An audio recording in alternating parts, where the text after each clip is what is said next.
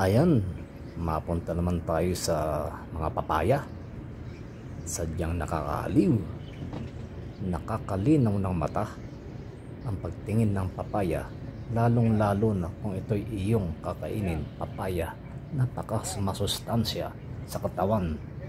Talaga namang ubod ng sarap na papaya. Ayan, pagmasdan nyo na ang hinog na papaya, tayo'y magtakam-matakam na lang tayo dahil bawal po kasing pitasin yan at medyo may bantay, kaya hanggang sa tingin na lang ako nag-enjoy sa tingin.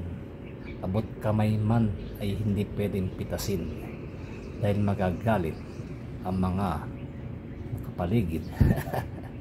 Ayan, nag-enjoy lang po na mag-video sa mga papaya na yan, talaga namang nakakaaliw.